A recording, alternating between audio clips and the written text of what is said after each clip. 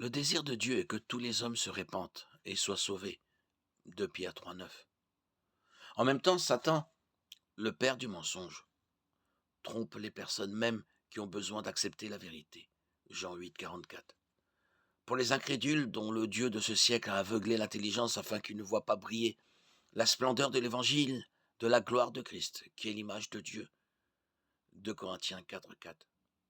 Dieu pourrait certainement arrêter les mensonges de Satan et donner aux gens une chance de se battre.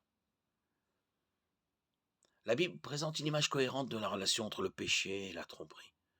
Ce qui est révélé, c'est que la façon dont nous avons tendance à penser à la tromperie est un peu tronquée.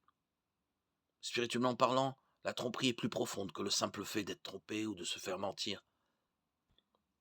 Pour être sauvé, il n'est pas nécessaire d'avoir un niveau particulier d'intelligence, de capacité philosophique ou de sagesse. Galates 3, 28, 1 Corinthiens 1, 20.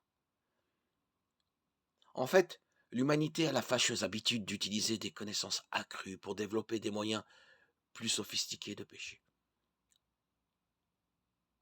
La clé pour comprendre la tromperie spirituelle est le fait que nous choisissons souvent ce que nous voulons croire plutôt que ce que nous devrions croire, même face à l'évidence. Luc 16, 31.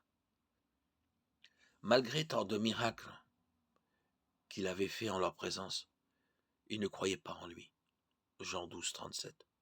Remarquez qu'ils ne voulaient pas croire Jésus, malgré les miracles. Leur incrédulité était délibérée.